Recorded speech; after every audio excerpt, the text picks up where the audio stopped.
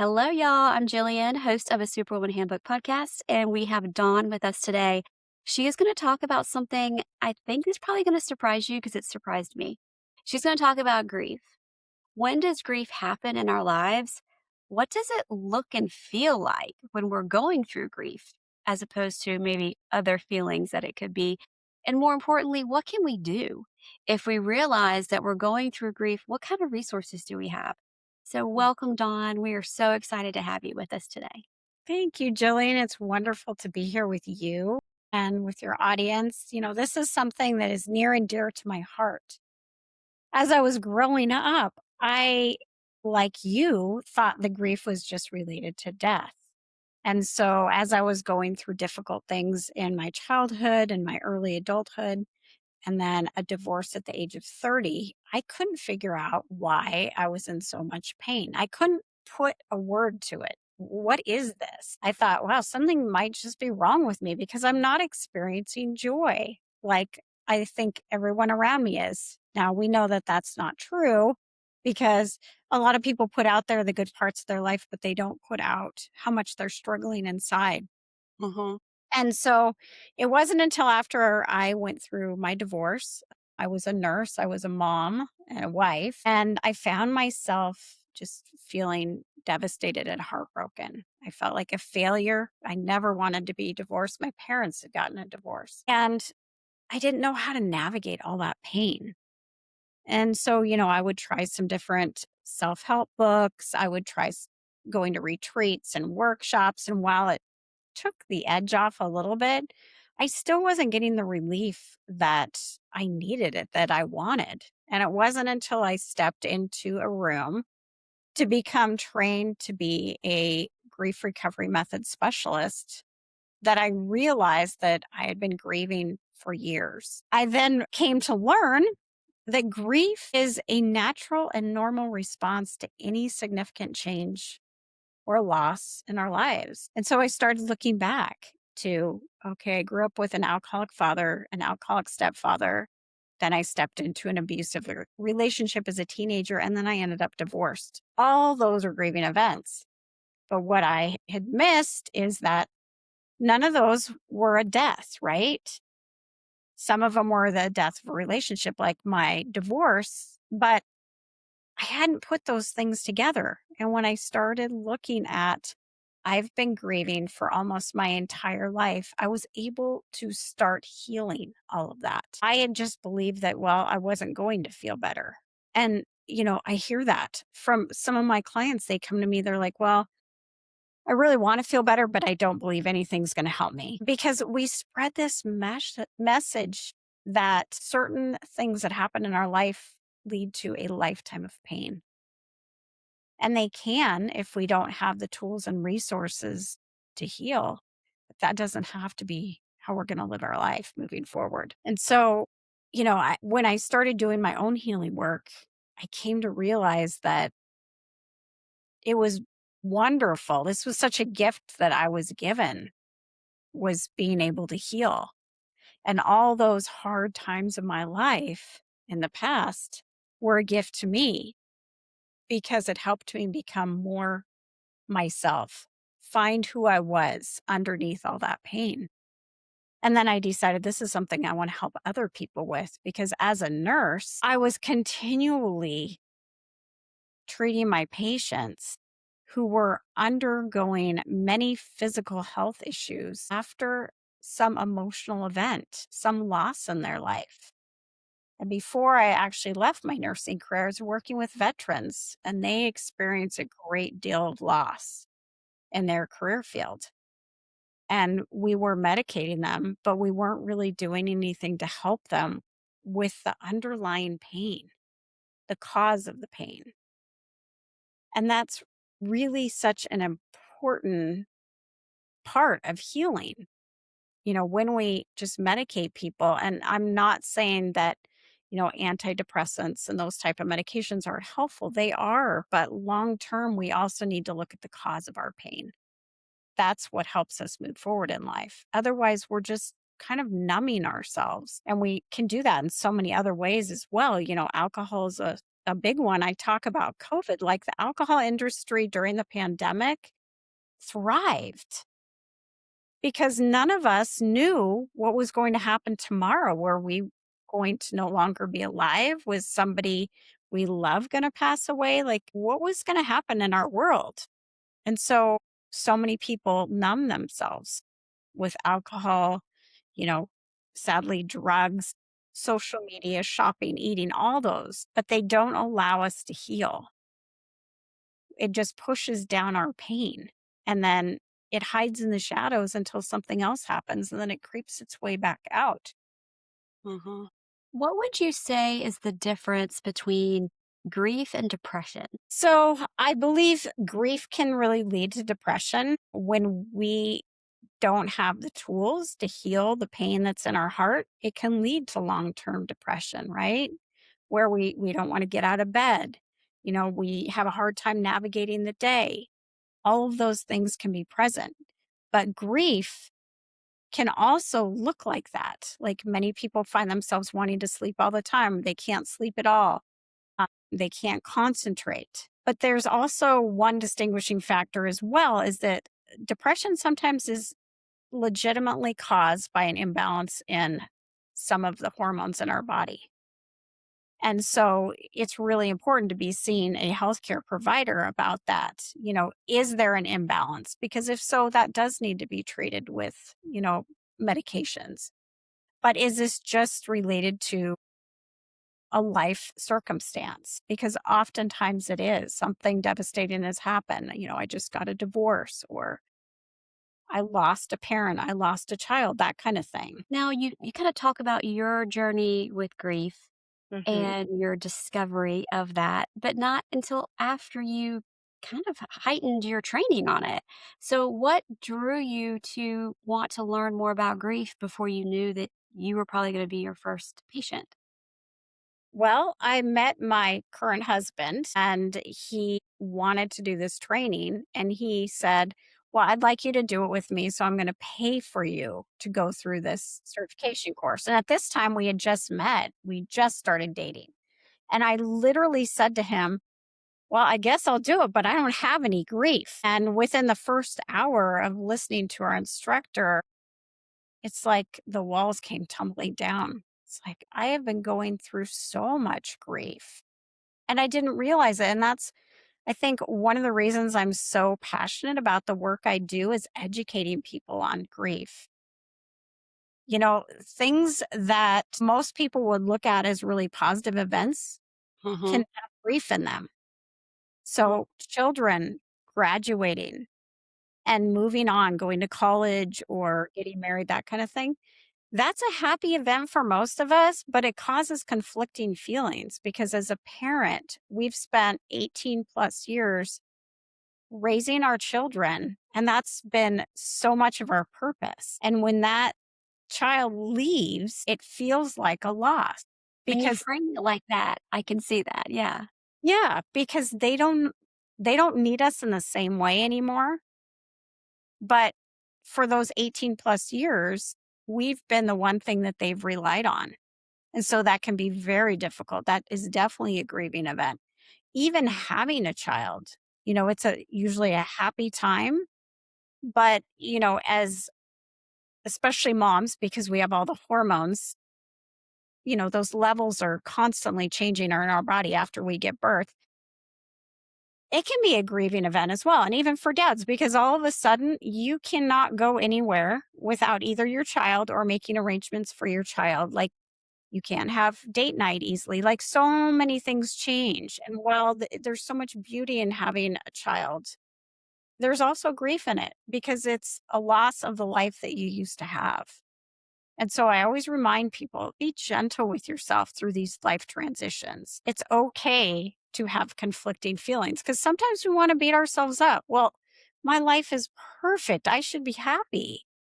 But it's okay to feel, the pain of change. That is normal. I like how you kind of put that very succinct definition, the pain of change. because and as I've been talking with women, and I'm so glad you mentioned childbirth because we talked to a mother who went through horrible postpartum and, they call it postpartum depression, but she was really championing that it's postpartum grief. And when I listened to her talk, I was mind blown because I truly, in my naivety, I thought grief only happened when grandpa died. And you had to just let time do what time does and give you enough time to accept that he's gone, he's in a better place, and, all that stuff that we hear. It never occurred to me that grief could be something like you mentioned in a divorce.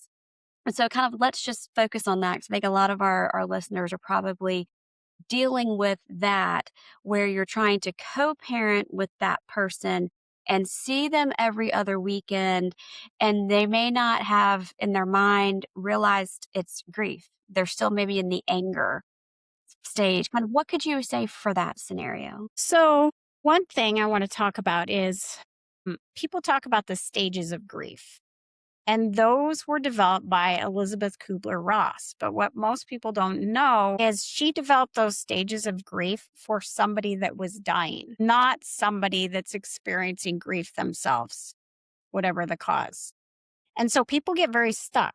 They're like, well, you know, I was in anger, but now I've moved back to denial and I don't feel like I'm moving anywhere because I'm not following the stages. Well, we need to throw the stages out and just accept where we are is okay and allow ourselves that compassion, right? As we move through all of this, anger is normal. I was there. I remember when I got divorced feeling like I'm the victim. My husband left. I have to raise this child on my own. I mean, he was around, but it's a lot different when you only have one person in the house, right?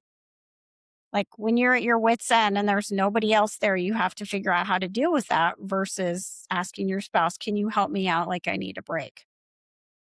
So, one of the really important things is to be kind to yourself as you're going through this, and no matter how much we want others to change, and I've been here, if that person would change, I would feel better. The only way we feel better is when we change, is when we work on the pain that's in our heart. I have people come to me all the time and they say, my relationship with my child or my mom is a really contentious one. I want it to be better, but I need them to change. And I always say the only person we can change is ourselves. And they don't believe that doing the work on themselves changes the relationship. And every time they come back and I ask them, well, how are things with mom? How are things with your child? Well, they feel so different. And I ask, well, why do you think that is? And well, because I healed. Because the problem is we hold so much resentment in our relationships, and especially like in a divorce. We have resentment about maybe they left or things that they did, if there was an affair, whatever it is that caused the divorce, we hold those resentments. And until we heal those inside of ourselves and are able to let go of those, we're going to carry them forward. So no matter what that other individual does, it's never going to be good enough. And so the best thing we can do is work on our own healing. And I'm so glad you brought up the time factor because people believe that everything heals in time. But I love to give the analogy of a flat tire. You're driving down the road, you get a flat tire, and you get out of the car, and nobody just sits there and waits thinking that that tire is going to reinflate because they know it will not. You have to do something. You have to call AAA. You have to call a friend and have them come help you, whatever. Get your tire changed, but it's not going to take care of itself. And the same thing goes with our broken heart. We can't just sit there and think that in a year from now, it's going to feel better. I ask people all the time, can you raise your hand if there's something that happened over a year ago that's still hurting your heart? Everybody raises their hand. And then I go to 5, 10, 15, even 20 years. And there's always somebody that raises their hand. And so my question to them is, if time healed wounds, wouldn't 20 years be enough? Wouldn't 15 years be enough? It's not the time, it's what we do in that time. We have to take some action. We can't just sit there because we won't heal.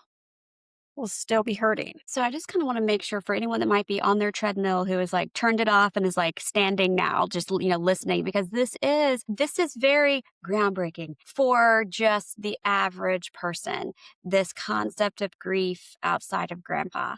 And grief being associated with positive things that is a very kind of, but also grief being a situation that you have some control over. That really surprised me when I was hearing you speak because I was of the mindset that time takes time. This person wronged me, or this person got so angry with me. I'm thinking of like a parent child or a child parent estrangement type situation where maybe there was a boundary or there was something they were wanting to do. They wouldn't let them do whatever, caused the estrangement. I feel like whenever I talk with women, the common thought is, oh, the person that left me needs to fix themselves before I'll stay open minded. I'll stay, I'm here with cookies, but the ball's in their court.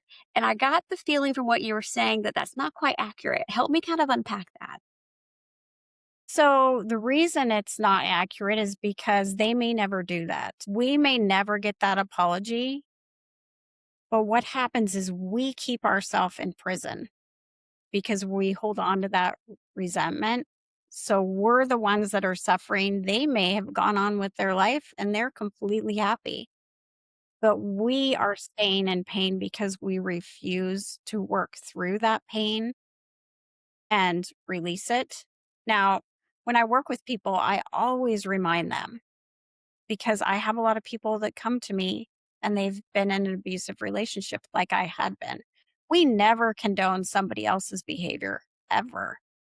But what we do teach is tools to help us release the pain that was caused from someone else's behavior so we can be free because we don't need to carry the pain that someone else caused us and let that destroy our lives. Does that It, make sense? it does. And it's mind blowing that we have that type of control, for lack of a better word, power over our own destiny because it does. And when I've been in those situations, when I've spoken with women in those situations, everyone kind of carries this, I don't want to say helpless, because it's often type A type women who aren't going to just lay down and go, oh, well, life's a drag. But it is this mentality that there are lanes and this work happens outside of your lane.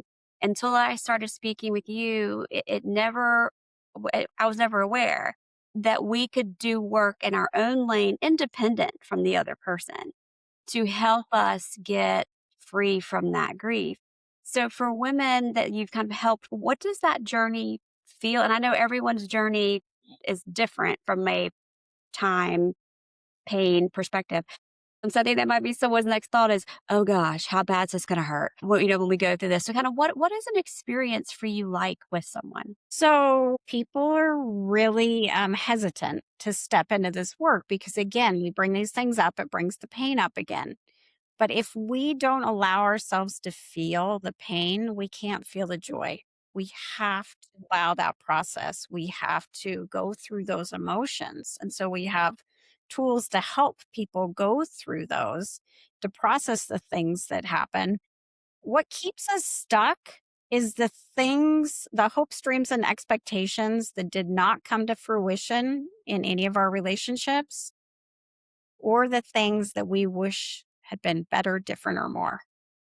Whether it's we wish showed up differently, our partner, our child, whatever, but we hold all of those inside and they eat us up.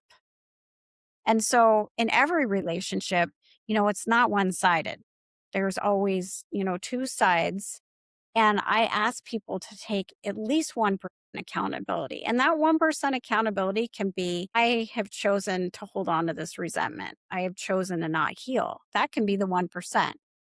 But, especially those of us who have been victimized, it's hard to see our 1%.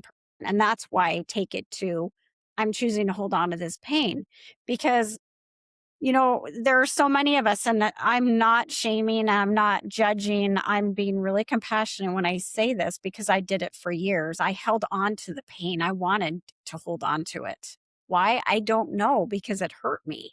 And it wasn't until I started processing it and letting go that I could actually see things differently because when we are in that state of pain, we can't even see like where a relationship started and where there were good aspects.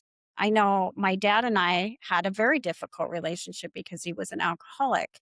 And it wasn't until I did this work and I did some healing that I could see the positive aspects of the relationship and what he gave me, the gifts, because I was stuck in the fact that he didn't show up how I had wanted him to because he had alcoholism. It was a disease for him. And so by doing the work, like I said, I was able to see differently, which was important. And like I said, we never condone behavior. And just because we do this work doesn't mean we continue a relationship with someone. But when we hold on to all the grief, all the anger, the resentment, the pain, it affects absolutely every other aspect of our life. So after I got a divorce at the age of 30 with a 3.5-year-old, I was trying to navigate life. I was trying to have new relationships, and every single one of them failed. And I couldn't figure out why. Like, do I have a bad picker? Like, why are these all failing? But the thing is, I was bringing all the pain from my past, not just my marriage, but from my childhood into these relationships because I hadn't healed it. And that's normal. That's what we all do, right?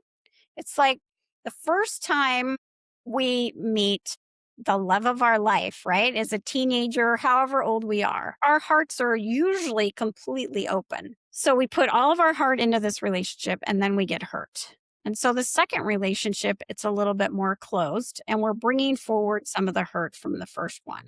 So, 30 years down the road, however many relationships that is, your first relationship is still entering your current relationship as well as everyone after that. It's So, funny that you mentioned that because I'm friends with a lot of my friends from high school and college and just, I'm very lucky to have old friends. But everyone talks about my high school boyfriend and I and how we were just the cutest couple and we were always the example in English class, for the sentences and all that stuff. And I do.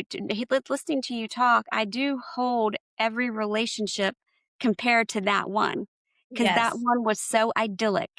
Hmm. Everything was so perfect. I'm sure he did something wrong, but that's not how my mind filed it. Hmm. Everything was perfect. He didn't miss a holiday. He always smelled good. Like, you know, obviously something happened because we're not together, but I do think about that a lot. And you're so right the way that you frame that. And do you feel like that could translate into not just our romantic relationships, but maybe like parents with children? I've had some moms come on who have talked about just disappointment with their younger kids not equaling to their older kids Yes. and they admit they shouldn't compare them together. Would you say it's safe to kind of put that into a grief category? Yeah, absolutely. We talk about expectations are premeditated resentments. And the reason we say that is because when we have expectations of people, and now I'm not talking about the fact that we expect people to treat us kindly and not abuse us. That's in a different category. But when we expect people to show up in a certain way, like you compare every relationship to your first one, right? That is going to lead to resentments in all our future relationships because we're expecting someone to live up to the standards of what someone else did for us, right? So the same thing goes with kids. Like we expect one child to be the same as another child. And I can actually speak to this in my personal life. So my husband and I he has two of his own children and I have one of mine. So our older children, we didn't raise together, but his youngest one just graduated from high school. And so I've helped raise him. And I've even found myself comparing him to my biological child. Like, well, why isn't he this way? And so I have to stop and I have to remember like not having expectations is a gift because then I allow him to be who he is versus wanting to make him someone he isn't. And I think that's one of the greatest things that we can give our kids is loving and accepting them for who they are because they are unique and we can't expect them to be like anyone else. I love that. You have just completely brought together a lot of the conversations that we've been having. And I even think about when we spoke with a lady who was going through recovery for alcoholism. She didn't test as a clinical alcoholic, but she was using it as a daily crutch type thing. She was Yes. a very high performer in her career and in her community. And she said something that really struck me. She said the hardest part of her recovery was learning how to deal with joy because she had never Hmm. felt either end of that when she was drinking so heavily. And it kind of just, took me aback. And I was like, well, I hadn't thought about having to learn how to deal with joy. But in hearing you speak today, you kind of touch on that same point of learning how to I say deal with, I guess, a problem, but, learning how to understand and navigate joy when you haven't felt it before. Right, because kind of like what we talked about, when we numb ourselves, and we call them STIRBs, short term energy relieving behaviors. It's things like alcohol, drugs, binge watching TV. Some people, it's exercise, like those people that exercise like 8 hours a day, eating, that kind of thing. It numbs us, it keeps us distracted from what we're really feeling. And so when we do that, we're not feeling anything. We're kind of like, and so we don't feel joy like we want to because we don't want to feel pain. And so we've numbed everything. And we do that, again, be compassionate with yourself because all of us have STIRBs. We do that because we don't know how. We want to feel better and we don't know how, right? Like, this is really uncomfortable. So, what can I do in the moment? The problem with those STIRBs, those short term energy relieving behaviors, is they're short term. And over time, you have to use them more. So that's why alcoholics, they end up drinking more and more and more to get the same effect. And it never ends up healing the pain inside. It just covers it up, but it doesn't go away. I use the analogy, two different analogies, but so a garden, anybody who gardens knows that like you have to pull the weeds because if you don't pull the weeds, they take over the garden and then you don't have the beauty that you want in your life. So the weeds are like the grief in our life, the painful things that happen. And so when we don't deal with it, it takes over every other aspect of our life. We have to pull those weeds.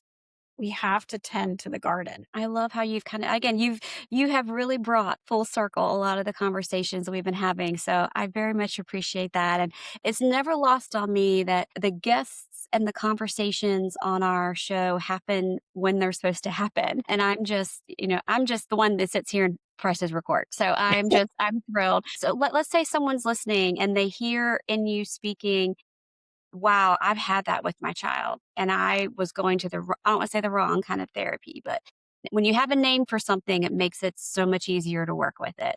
Or, maybe they're going through recovery and they're struggling with joy or just if someone kind of feels that they have resonated with your story, where can we look for you online? What kind of resources do you have? So, what I help people with is obviously grief, loss, life transitions. A lot of people think, oh, well, I haven't, like you and I have talked about, experienced the death of someone. So, this isn't grief. So, I don't need help. Well, the fact of the matter is, all of us deserve support.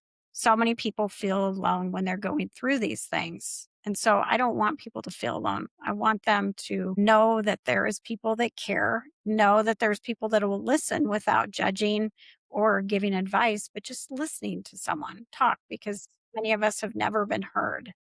And so I take people through the grief recovery method. It's a 7-week program and it helps us release that pain that has been keeping us stuck, that has been keeping us from having the relationships, the life that we so desire.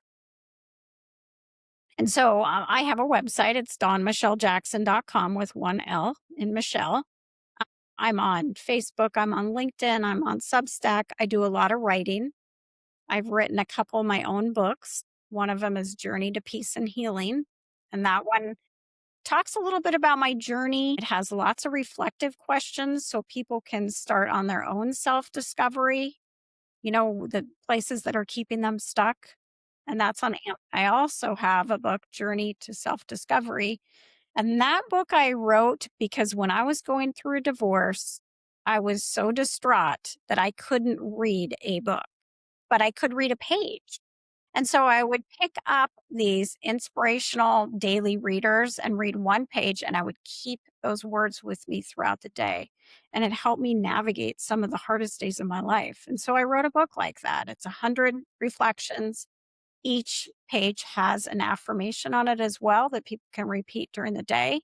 Because I believe, when we start changing the language that we use, the things that we say to ourselves, it helps us move forward. It helps us heal. We have to believe that our life can change. We have to believe that just because our story and the chapters in it so far have been messy and painful, that we have more to our story. We aren't our past. It is part of us, but we can write some new chapters moving forward that make our story more beautiful. Love that. And we will drop all that in the show notes for y'all so you're not trying to scramble and write it down right now so that you can find Dawn online and her tools and her resources. And, feel free to reach out too. I know I hear from a lot of our listeners that they're just nervous to reach out to our guests just for fear of what's going to happen. Are you going to make me dribble three balls in the air while we're talking on our fur? There's just in our minds, we do this, especially in areas that we don't deal with a lot. And grief is one of those. The only, I think, experience a lot of people have with grief is grandpa's. Right.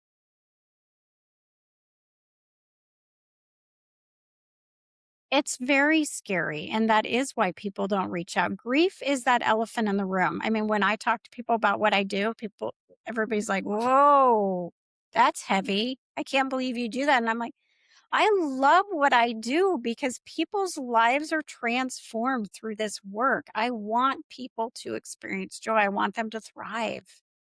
But it is hard to reach out and ask for help. And so I ask people to think about, if you're physically ill, you call a doctor. If Mhm. you have a tooth issue, you call the dentist. If your plumbing is leaking, you call a plumber. Like, most of us are willing to ask for support for some things, but when it comes to our emotional mental health, there's a lot of stigma. There's a lot of, holding back, like, I can do this on my own, but why not let somebody that's a professional help you? Because you deserve this support. You don't have to go through this alone. Even if the messages you heard while you were growing up is you need to be strong and, just keep busy. This is going to pass within time. So many of those are not helpful. It keeps us stuck. You deserve support. You deserve to have a bright future. And so, I always just have a conversation with people. They book a call and we sit and have a talk and see what's going on and see, what they're experiencing and what they need help with moving forward. It's very a gentle conversation. There's no pressure. It's just I want to be supportive to people who are feeling that they're ready for some support in their life. I love this. I have so enjoyed our time together, and I appreciate you coming on and not only sharing your knowledge, but being vulnerable and sharing your story and how it aligns with your training.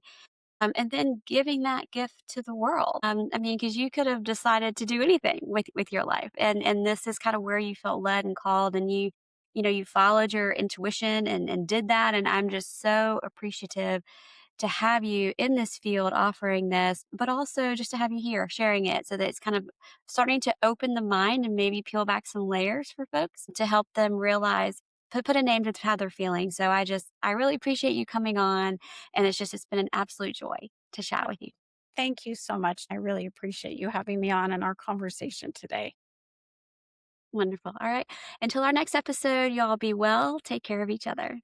Bye.